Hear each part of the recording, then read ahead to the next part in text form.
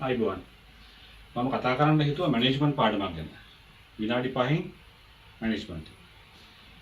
විශේෂයෙන් අපේ තරුණ පරම්පරාවට ජීවිතය ඉදිරියට ගෙනියන්න ඩිග්‍රී ගහන්න විභාග පාස් කරන නෙමෙයි. ජීවිතේන ප්‍රශ්න ගැටලු ටික ටික සමනය කරගන්න පුළුවන් මේ මැනේජ්මන්ට් පාඩම බැලුවා. මම කියන්නේ කතාවක්. කතන්දරයක්. මේ කතන්දරය කියන්නේ චූටි කුරුළු පැටියෙක් ගැන. ඔයගොල්ලෝ අහලා තියෙනවානේ කුරුල්ලෝ සීත කාලයේදී රස්නේ රටවල් වලට පියාඹනවා. මෙන්න මේ කුරුළු පැටියක් ඒ වගේ පියාඹන්න ගත්තා සීත කාලයේදී. හැබැයි පියාඹන්න පටන් ගත්තේ පරක්කු වෙලා. එතකොට සීත කාලේ පටන් අරගෙන ඉවරයි. මෙයා වහුණා සීතල කුණාටුවකට.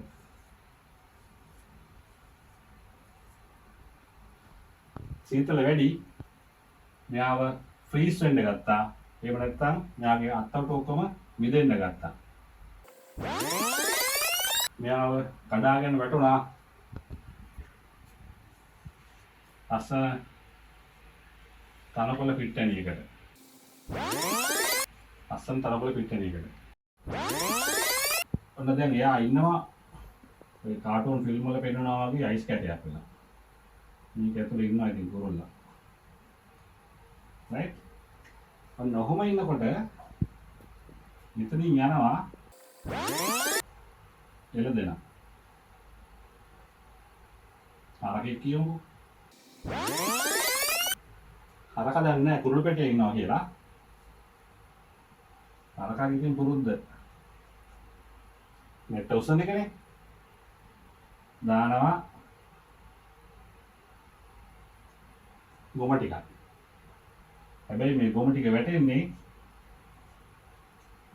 අර කුරුළු පැටියා හිටපු කුරුළු පැටියාගේ උඩට. ටිකක් වෙලා යනකොට ගොම ගොඩ ඇතුලේ ඉන්න කුරුළු පැටියාගේ සීතල ටිකක් දියවල යනවා. ගොම ගොඩේ තියෙන උණුසුමට. සීතල දියවල ගියාට පස්සේ කුරුළු පැටියාට පොඩි ජොලියක් එනවා. මම තාම ජීවත් වෙලා ඉන්නවනේ කියලා සින්දුවක් කියන්න පටන් ගන්නවා. සින්දුව කියන්න පටන් ගන්නකොට මේ ආගින් යනවා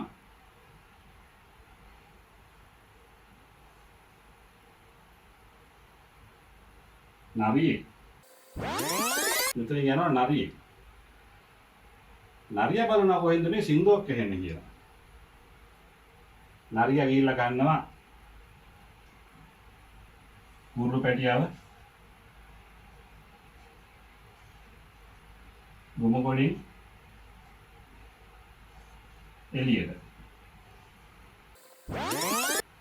ගොම ගොඩින් ආව කුරුළු පැටියා එළිය ඉඳන් තටු ටික හැම මොහොතකට ගසලා ඇඟේ තියෙන ගොම ටික ඔක්කොම අයින් කරගන්නවා. නරියා විතරෙන් අයින් වෙලා හිටියේ නැහැ. නරියා කෙලින්ම කුරුළු පැටියාව ගත්තා කට ඇතුළට. නරියට කුරුළු පැටියෙක් වුණාම වෙන දේ ගැන ඉතින් විතරින් එහාට කියන්න ඕනේ නෑනේ. ඒක නරියාගේ රසවත් ආහාරයක් වුණා. දැන් මම කියන්නේ මේකේ තියෙන moral of the story. මේක ඇත්තටම ඉංග්‍රීසි කතාවක්. සමහර වෙලාවට මේකේ මැදදී භාවිතා වෙන වචන ඉංග්‍රීසි වචනත් එක්ක තමයි යන්නේ. එතකොට අපි බලමු මේකේ මේ කතාවෙන් අපිට ගන්න පුළුවන් ජීවිතේට ප්‍රයෝජනය මොකක්ද කියලා. පළවෙනි එක අංක 1. මේ කුරුළු පැටියට මේ අකර තැබ්බෙට මුහුණ දෙන්න උනේ ඇයි? මෙයා පියාඹන්න පටන් ගන්නෙම සීත කාලේ අන්තිම හරිය. මේ සීත කාලේ අන්තිම හරියේ හින්දා තමයි මෙයාව සීත කුණාටුවට හොවන්නේ. ඒ කියන්නේ ආ වැඩේ පටන් ගත්තේ පරක්කු වෙලා. වෙලාවට වැඩ කරා නම් මේ ප්‍රශ්න වෙන්නේ නැහැ. අංක 2.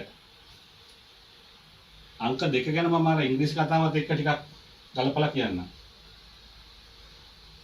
හරක දාන ගොම සාමාන්‍යයෙන් ඉංග්‍රීසි භාෂාවෙන් කියනවා shit කියලා. එතකොට මේ කතාවේ හැටියට ඉංග්‍රීසි කතාවේ තියෙන්නේ the ones who giving you shit is not your enemy. හරකා ගොම දැම්මට හරකා කුරුළු පැටියගේ තරහකාරයෙක් නෙමෙයි. හරකා දන්නේත් නැහැ මොකද්ද උනේ කියලා. ඒ කියන්නේ සමහරලාට අපිට බනින, සමහරලාට අපිව විවේචනය කරන, අපි වැරදි පෙන්නන අය හැම වෙලාවෙම අපේ හතුරෝ නෙමෙයි. මිතුරෝ වෙන්නත් පුළුවන්. හැබැයි හැම වෙලාවෙම හතුරොත් නෙමෙයි. ඒ වගේම නරියා ඇවිල්ලා කුරුළු පැටියව ගන්නවා ඒ සිත් වලින් එළියට. ඒ ගොම වලින් ජරාවෙන් එළියට. එතකොට කියනවා the people who taking you out from the shit is not your friend also. ඒ කියන්නේ මේ එළියට ගන්න අය අපිට එතනින් සමහරලාට අපි හොඳ කියන අය, අපිව ප්‍රශංසා කරන අය, අපිව සමහරලාට පොඩි පොඩි කරදර වලින් ගලව ගන්න අය හැම වෙලාවෙම අපේ යාළුවොත් නෙමෙයි. ඊළඟ එක තමයි කුරුළු පැටියා පොඩ්ඩක් එළියට ආව ගමන් තටු ගසලා පොඩ්ඩක් දඟලන්න ගන්නවා. වටපිට බලන්නේ නැහැ නරියෙක් ඉන්නවද ළඟ කියලා. ඒ කියන්නේ Tamanta කරදරයක් තිබිලා ඒකෙන් පොඩ්ඩක් එළියට ආව ගමන් රඟන්න පටන් ගන්න හොඳ නැහැ. කුරුළු පැටියා ගොමත් එක්කම හිටපු වෙලාවේ නරිය කෑවේ නැහැ. ඇයි? ගොම හින්දා. කුරුළු පැටියාම තමයි තමන්ගෙන් ගොම ටික අයින් කරලා නරියට කන්න අවස්ථාව ලැබලා දුන්නේ.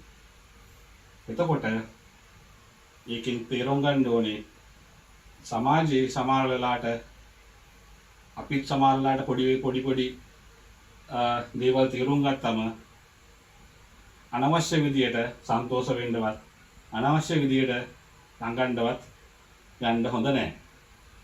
අපේ හතුරෝ වටේ ඉඳන් බලන් ඉන්නවා ඒකෙන් ප්‍රයෝජනය ගන්න. ඒ වගේ තමයි නරියා ඇවිල්ලා කාලා ගියේ. මේ කතාවෙන් ඔක්කොටම වැඩි ගන්න තියෙන එක උපදේශයක් තියෙනවා. මේ කුරුළු පැටියා වැටිච්ච එකවත් කුරුළු පැටියා සීතලට අහුවෙච්ච එකවත් ඒ ඔක්කොටම හේතුව වුණේ පරක්කුවට වැඩිය කුරුළු පැටියා ගොම ගොඩ ඇතුලේ ඉන්නකොට සින්දු කියන්න ගත්ත හින්දා. ඉංග්‍රීසි කතාවේ මේකට කියන්නේ when you are in deep shit you have to keep your mouth shut කියලා. ඒක සිංහලෙන් පැහැදිලි කරනවා නම් අපි කරදරයක වැටලා ඉන්නලාට කට පරිස්සම් කරන් ඉන්න කියලා. ඕක තමයි මේ පොඩි කතාවෙන් අපේ ජීවිතයට ගන්න තියෙන තේරුම. මේ වගේ කතාවල් ඉස්සරහට හම්බ වෙන්න බලාපොරොත්තු වෙනවා. අපිව ලයික් කරන්න, ෂෙයා කරන්න, කමෙන්ට් කරන්න. ඔයගොල්ලන්ගේ අදහස් අපිට කියන්න. කොහොමද?